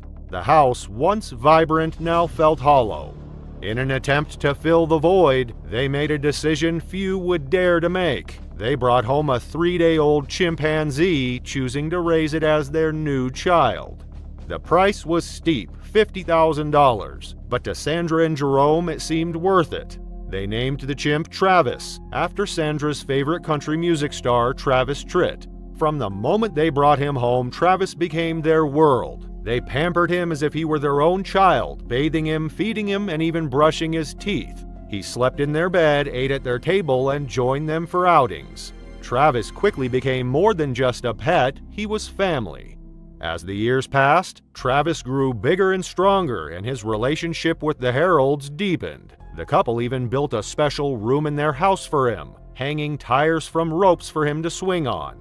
He learned to do things most people wouldn't expect of a chimpanzee, opening doors, using the remote control, even browsing pictures on the family computer. His charm and friendly nature made him a local celebrity. Neighbors, police officers, and even strangers recognized Travis as the beloved chimpanzee living in Stamford. He was known for his quirky habits, his obsession with baseball, his taste for ice cream, and his ability to log into the computer. The Harolds couldn't have asked for a better companion. But as with all creatures, time would change Travis in ways they never anticipated. In 2003, a strange incident set the stage for what was to come. Jerome, Sandra, and Travis were stuck in traffic when a passerby threw an empty soda can into their car, striking Travis. Without hesitation, Travis unbuckled his seatbelt, opened the door, and chased after the culprit. The situation spiraled out of control, with Travis eluding officers for nearly 2 hours. He eventually returned to the car, but the spectacle led to a new law in Connecticut, banning the ownership of primates heavier than 50 pounds. Despite the chaos, Travis was exempted from the law, largely due to his status as a well-known, previously trained animal. Everything seemed to be fine in the family of Jerome and Sandra. With their animal, they appeared to be a happy couple, living a life that was calm and stable. But in 2004, tragedy struck. Jerome, after a long battle with stomach cancer, passed away. Sandra, now alone, was engulfed by grief. The house, once full of life, fell into darkness. Her sorrow had a profound effect on Travis, who had always seen Jerome as his alpha. As the months passed, Travis's behavior began to change. He had reached adulthood, now weighing over 200 pounds. The Stamford Animal Control Department voiced concerns about his size and strength, advising Sarah that it would no longer be practical to keep him in her home. But Sandra, still mourning Jerome, ignored their warnings. She withdrew from social life, spending her days sitting by the porch, staring at the sunsets in a daze. The isolation took its toll on Travis. Without proper exercise, he grew overweight. His once shiny fur turned dull, and his body became flabby. The energetic chimpanzee who had once been the center of their world was now a shadow of his former self. By February 15, 2009, Sandra's emotional state had deteriorated further. On that day, she invited her longtime friend, Charla Nash, over for a visit. Charla had been a frequent guest at the Harold home, and Travis knew her well. After spending the afternoon at Mohegan Sun Casino, Charla and Sandra returned home, but something was off. Travis, usually eager for attention, was unusually quiet. His favorite ice cream sat untouched, and the TV and computer, two of his favorite things, were off. Concerned but not yet alarmed, Sandra mixed Xanax into Travis's tea before heading to bed, hoping to calm him. The next morning, February 16, 2009, Sandra woke to find Travis acting strangely. He wandered aimlessly around the yard, unresponsive to her calls. His movements were slow and his gaze seemed vacant. Growing more uneasy, Sandra called Charla to come over and help. The two women hoped that Travis would calm down with his favorite toy, a red Tickle Me Elmo. But when they approached him in the yard, something snapped. Seeing the toy, Travis went into a violent frenzy, attacking Charla with terrifying force. Travis threw Charla to the ground, and before Sandra could react, he sank his teeth into Charla's face. In an instant, he ripped off her lips, nose, and eyelids with brutal precision. Sandra, in panic, grabbed a shovel and struck Travis several times, but the chimp, unrelenting, continued his savage attack. His strength was overwhelming, and Sandra's efforts to stop him were futile. She rushed inside to grab a kitchen knife, praying it would be enough to stop the violence. She returned to the yard, the knife trembling in her hand, and plunged it into Travis's back. For a brief moment, Travis stopped, glaring at her with wild eyes. Then, as if nothing had happened, he turned back to Charla and resumed his attack with even more force. Charla's screams echoed through the neighborhood as Travis tore into her face. Seeing no other option, Sandra fled to her car, locked herself inside, and frantically called 911. The dispatcher's voice remained calm. "What's the problem with your friend?" she asked. "He ripped her face off. He's trying to attack me." Sandra screamed into the phone, her voice a raw, terrified cry. The dispatcher urged Sandra to stay safe, but Sandra could do nothing. Charla lay unconscious in the yard, her body mangled by Travis's relentless assault. The horror unfolded before Sandra's eyes as the chimpanzee continued his violence without hesitation. When Officer Frank Chiafiri arrived, he was met with an unimaginable sight. Travis, still enraged, was roaming the yard, attacking the police car. The chimp smashed the passenger window and unlocked the door, his anger undiminished. Fearing for his life, Officer Chiafari opened fire, shooting Travis 4 times. The chimp stumbled into the house, collapsed on his bed, and died. Charla was rushed to the hospital where she underwent multiple surgeries to reconstruct her face. Her injuries were severe. She lost her left hand, along with several fingers on her right hand. The trauma affected not only Charla, but also the medical team who cared for her, many of whom sought counseling after the experience. The physical and emotional scars left by the attack were deep. A toxicology report revealed traces of Xanax in Travis's system, which may have contributed to his aggressive behavior. Some speculated that Charla's altered appearance, her changed hair color and curls, may have startled Travis. But the cause of the attack remains uncertain. Charla now lives with the physical and psychological scars, a constant reminder of the day her life was nearly taken by a creature she had once trusted. On January 10, 2010, a biting winter wind swept through the quiet streets of Southwold, Ontario. Snow blanketed the fields and frost clung to the bare branches of the trees surrounding the rural properties on the outskirts of town.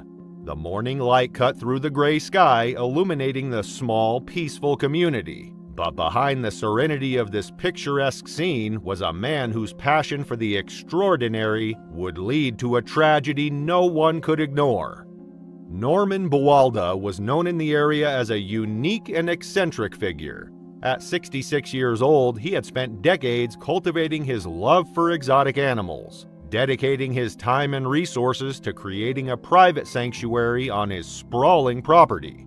Neighbors often spotted him tending to his enclosures or working on improvements to his animal habitats. To those who knew him, Norman was meticulous, detail-oriented, and deeply proud of his unusual lifestyle.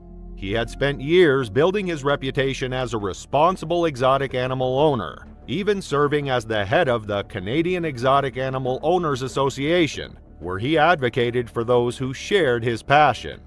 Norman wasn't just a man with a fascination for exotic creatures, he was a dedicated caretaker who believed he had a special connection with the animals he raised. His 650-pound Siberian tiger was the crown jewel of his collection. Along with a lion, a cougar, and several smaller wild cats, the tiger was a source of both pride and controversy in the community. Despite meticulous upkeep of the enclosures and adherence to provincial regulations, Norman's collection of dangerous predators had long been a point of contention for his neighbors. Many worried about the risks posed by such powerful animals in a residential area. But Norman remained steadfast, often pointing to his spotless inspection record as proof of his capabilities. In 2004, his prized tiger attacked a 10-year-old boy visiting with his family.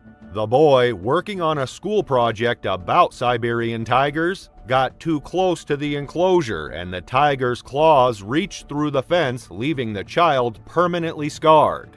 The incident sparked outrage and legal battles, but Norman faced no repercussions, retaining ownership of the tiger and continuing his work with the animals he loved. That cold January morning began like many others for Norman. He rose early, fed his dogs, and prepared to tend to the tiger that had become the centerpiece of his life. His routine, repeated countless times, had dulled his sense of the risks involved. Bowl of raw meat in hand, he approached the enclosure where the massive tiger paced in anticipation of its morning meal. Norman's setup mirrored professional zoos, with a large main cage for the tiger's enrichment and a smaller holding pen for safe feeding and maintenance. Protocol required luring the tiger into the holding pen before entering the main enclosure, but Norman chose to ignore these precautions. Viewing the tiger as more of a companion than a predator, he walked into the main cage, closing the gate behind him. The tiger was already waiting, pacing near the center of the cage. Its sheer size and muscular frame were a fearsome sign of the power it held, a power Norman had seen in action when the tiger attacked the 10-year-old boy years earlier. Yet Norman approached with confidence, setting the bowl of meat on the ground a few feet from the tiger. The animal moved toward the meal, its paws crunching on the frosty ground, and began to eat. But then Norman made a fatal mistake. As he turned to leave the enclosure, he turned his back on the tiger. In the wild, turning one's back on a predator signals vulnerability, and even the most well-trained animals can't suppress their instincts entirely. The tiger, sensing the opportunity, abandoned its meal in an instant. With shocking speed, it lunged at Norman, knocking him off his feet. The sheer force of the tiger's body sent him sprawling to the ground, and before he could react, its powerful jaws clamped down on his neck. The tiger's teeth tore through flesh and muscle with ease, severing arteries and nearly decapitating him in a single motion. Pinned beneath the predator, Norman stood no chance of escape. The tiger's massive paws dug into his body, holding him in place as it began to drag him across the enclosure. Despite the raw meat it had been given moments earlier, the tiger's instincts had taken over entirely. Norman was no longer its caretaker, he was prey.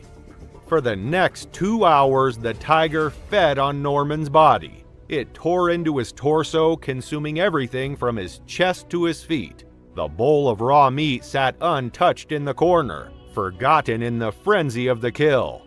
When Norman's cousin arrived later that morning for an unannounced visit, she was met with a scene of unimaginable horror.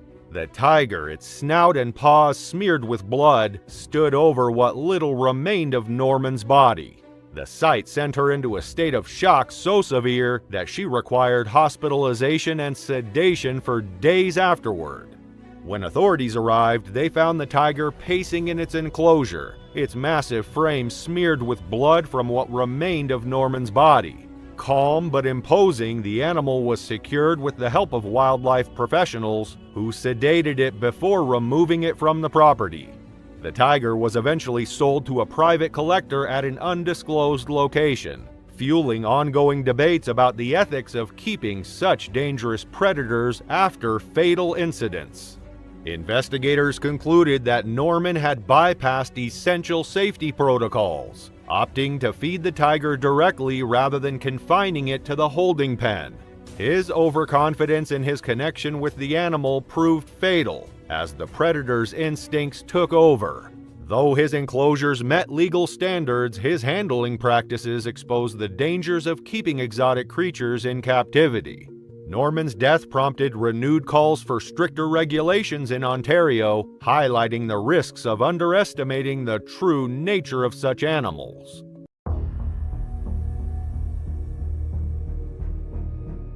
On a frosty March morning in 2019, the small Czech village of Zidikov stirred to life beneath a pale winter sky. Nestled in the Moravian Silesian countryside, this quiet town was surrounded by snow-dusted hills and thick forests. It was the kind of place where neighbors exchanged friendly nods, and life moved at a slower pace. But beneath the calm of that frosty morning, a predator's cage held the beginnings of a tragedy, one that would leave blood in the snow and the village forever haunted by what escaped.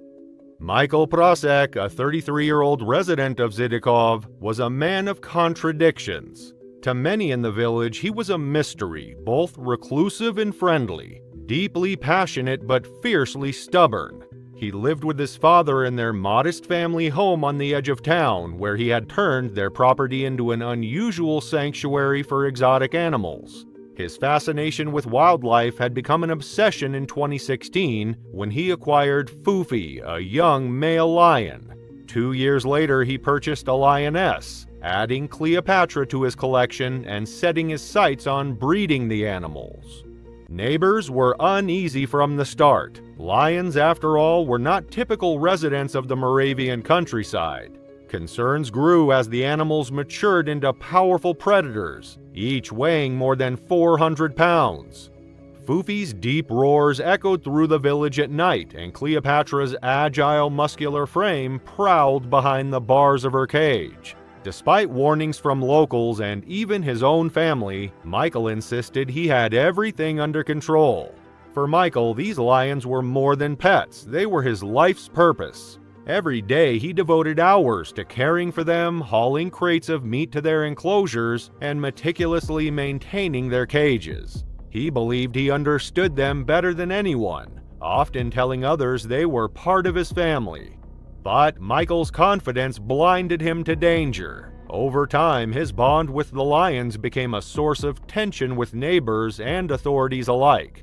In 2018, Michael made national headlines after a shocking incident involving Cleopatra. On a summer afternoon, he decided to walk the lioness on a leash near his property. The sight of the enormous predator on a public road sent a cyclist crashing into her. Though no one was seriously injured, the incident amplified fears in the village and brought renewed scrutiny from local officials. Michael was fined for keeping the lions without proper permits, but enforcement proved difficult. Sanctuaries for larger predators were overcrowded, and the cost of relocating the animals was prohibitive. With no clear solution, Michael was allowed to keep the lions, much to the frustration of his neighbors. By March 2019, tensions surrounding Michael's lions had reached a boiling point. His father, who lived with him, repeatedly warned him of the risks. His sisters, who had once visited regularly, avoided the property entirely, fearing for their children's safety. But Michael remained defiant, convinced that his understanding of Fufi and Cleopatra set him apart from the others. On the morning of March 4th, the Moravian countryside was cloaked in frost, the air sharp and biting.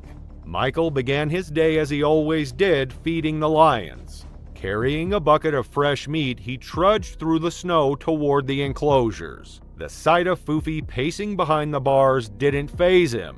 This routine had become second nature. Unlocking the gate, Michael stepped inside the male lion's cage, entirely at ease, despite the imposing predator just feet away. He placed the bucket on the ground and turned to tend to the other tasks, never imagining the danger lurking in that moment. Foofy, now a fully grown and dominant male lion, moved with the power and speed of a predator honed by millennia of evolution. The moment Michael turned his back, the lion's instincts took over. Foofy lunged, his massive stride covering the distance in a single bound, and his lethal paw struck Michael square in the chest. The impact knocked Michael off his feet, sending him sprawling to the ground, dazed and unable to defend himself. Pinned beneath the monstrous predator, Michael was defenseless as Foofy delivered a second fatal strike. The lion's massive jaws clamped down around Michael's neck, severing arteries and cutting off his ability to cry for help. Blood stained the snow as Foofy's predatory instincts took over entirely, reducing Michael to nothing more than prey. The commotion drew the attention of Cleopatra the lioness, who quickly joined the frenzy.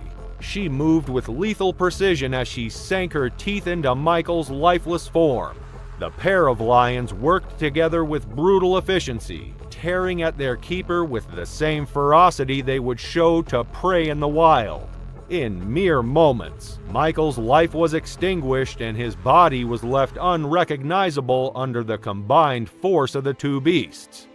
When Michael's father arrived the next morning, alarmed by his son's lack of response to calls, he was met with a chilling sight. Foofy was pacing the enclosure, his golden eyes fixed on what remained of Michael's body, now reduced to little more than scattered remains in the snow. Cleopatra lay nearby, her head resting on her paws, her massive presence almost serene.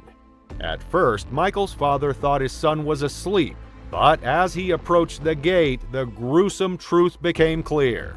Panicked and grief-stricken, Michael's father retreated and called the authorities. Police arrived shortly after, armed and prepared for the worst.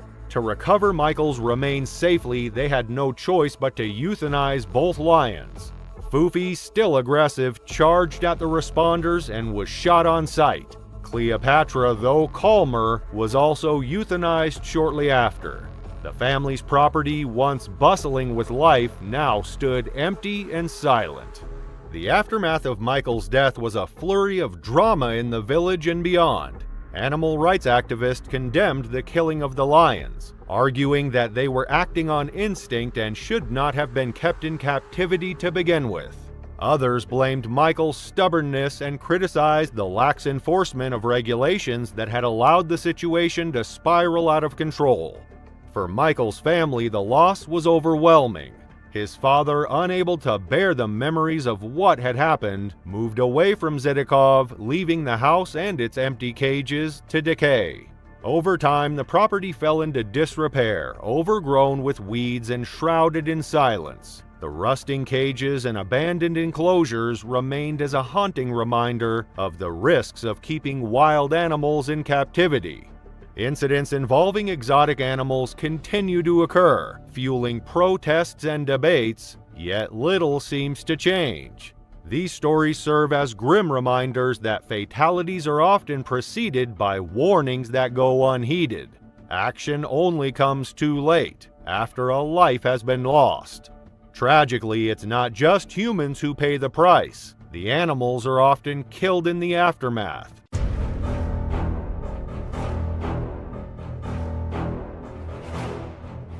It was January 21, 2023, when Joseph Austin Smith, a 32-year-old plumber from Wichita, Kansas, left for what was meant to be a routine hunting trip. Joseph was known for his infectious humor. At work, he could always be counted on to bring energy to the morning shift, filling the room with laughter at his jokes. He enjoyed the outdoors and had a passion for both hunting and playing the guitar.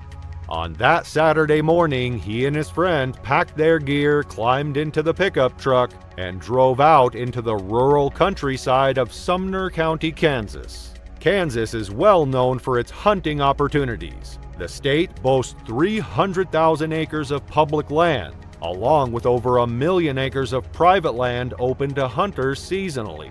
Known as one of the top 3 states for pheasant and quail hunting, Kansas also attracts those pursuing deer, particularly in areas like G Springs, just north of the Oklahoma border.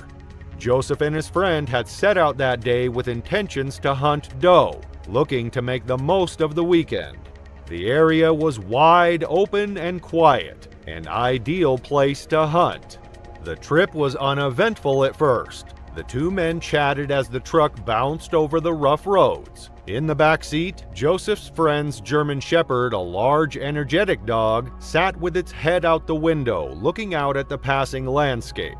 The dog was a familiar companion on their hunting trips, always tagging along, and Joseph knew it well.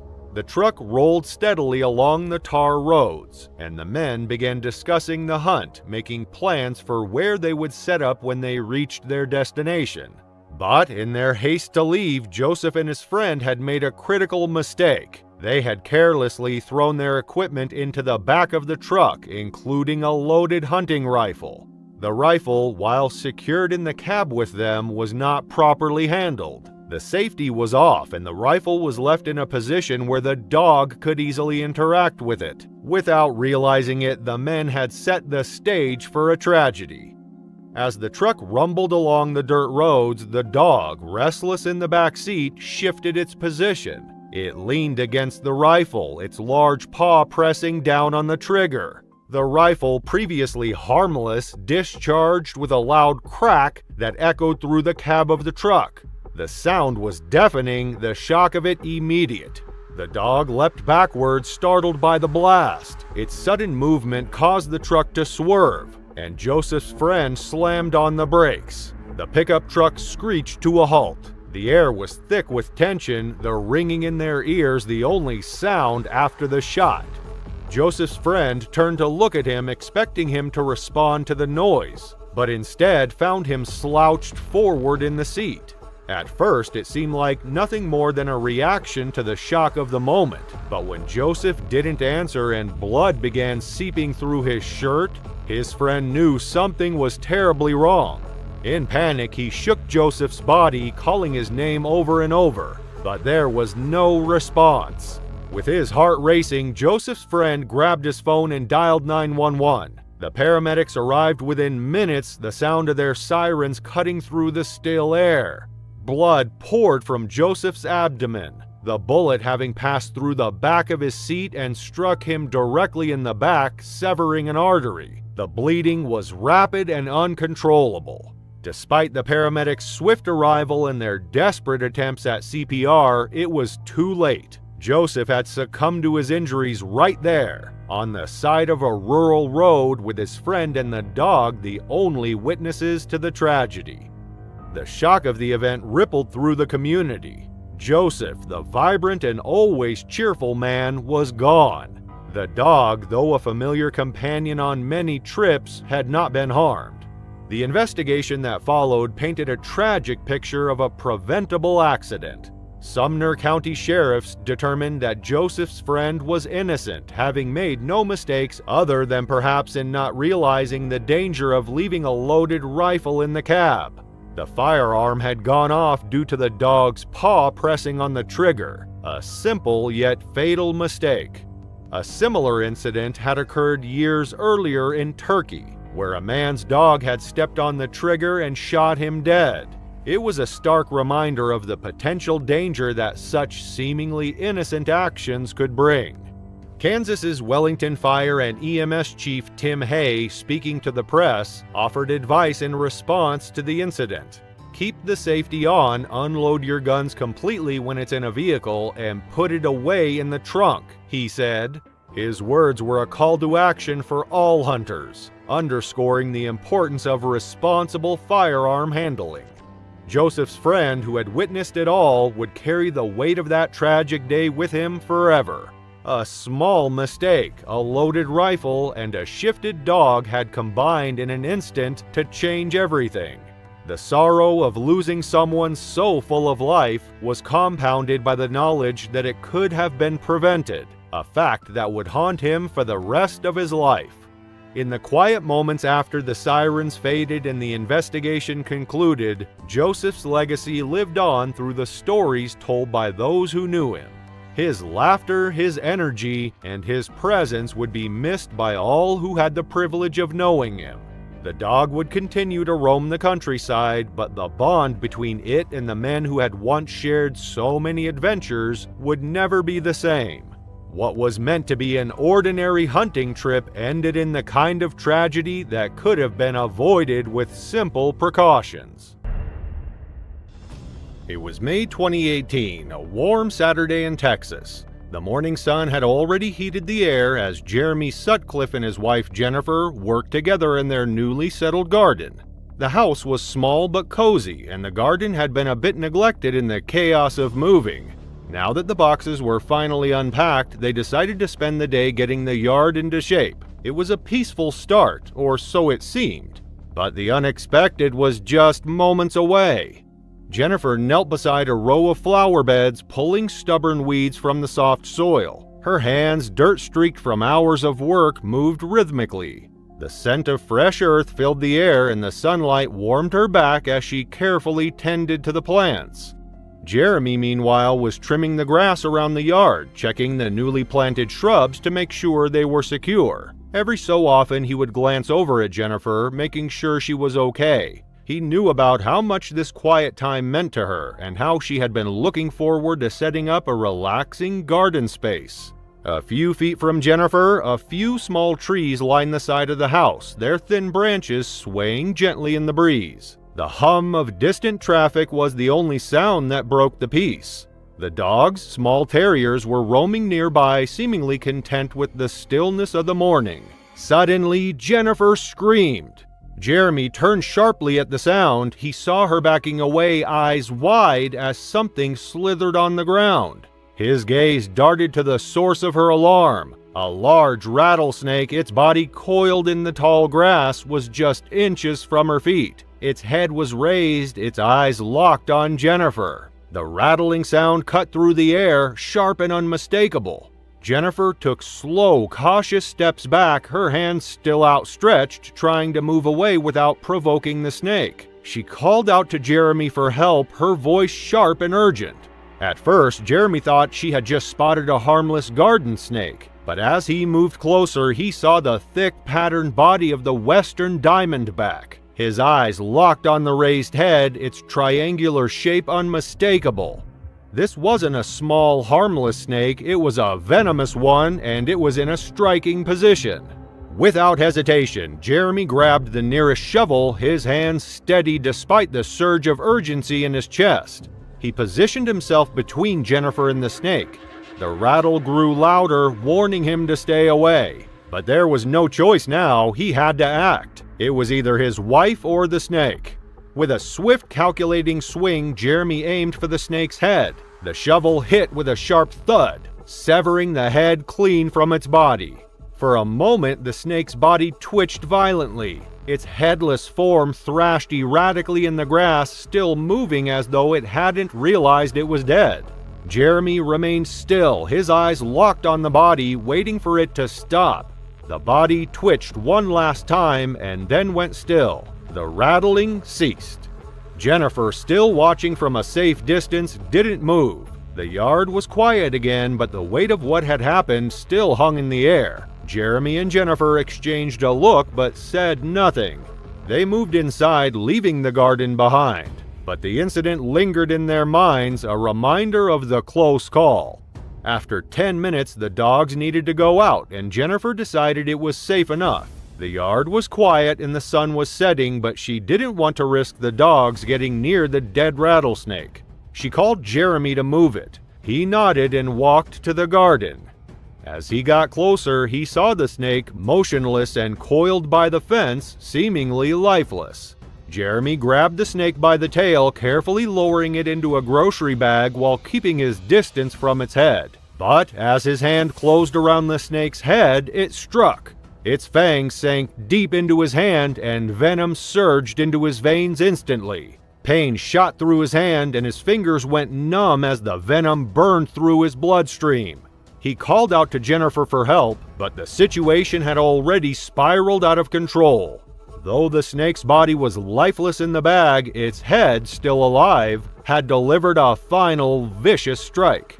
Jeremy tried to free his hand, but the snake's grip was relentless. Using his other hand, he attempted to pry it loose, but in doing so, the fangs sank into his finger, releasing another wave of venom. He finally wrenched the snake off and flung it aside, but the damage was done. His vision blurred and the dizziness overtook him. His body grew heavy, his movements sluggish. He turned to Jennifer, his strength slipping away. Without hesitation, Jennifer moved swiftly to Jeremy, assisting him to the car while dialing 911. She conveyed the urgency to the operator, requesting immediate help. With no time to wait for assistance, they began to drive to the hospital. The 30-minute journey stretched on as Jeremy's breathing grew shallow, his body succumbing to the venom's effects. Jennifer kept her focus on the road, maintaining contact with the operator. Midway through the drive, Jeremy's condition worsened. He collapsed and a seizure ensued. Jennifer pulled over near a church and followed the operator's directions to perform CPR until emergency responders arrived. When the ambulance reached them, paramedics swiftly loaded Jeremy inside. On the way to the hospital, his condition worsened significantly. The team decided to stop and transfer him to a waiting helicopter. The airlift brought him to a hospital equipped to handle the escalating crisis, where doctors immediately began intensive treatment. Jeremy's blood pressure dropped sharply and organ failure began. Medical staff administered 26 doses of antivenom over several hours, but his condition showed minimal improvement. As a last resort, doctors induced a coma to stabilize his system. By the following evening, his vital signs improved slightly. Doctors decided to wake him from the coma. Jeremy opened his eyes, weakened but alive. The aftermath of the venom's effects induced severe kidney damage, multiple surgeries, and the amputation of 2 fingers. Despite these challenges, Jeremy survived. A month later, he was discharged from the hospital. Though chronic pain and lasting health issues remained, his survival marked a significant victory over the near-fatal encounter. Thank you so much for watching this compilation. So, are you convinced that exotic animals shouldn't be kept as pets? Leave a comment and let us know. And if you're not done watching, there's a new video waiting for you on your end screen right now.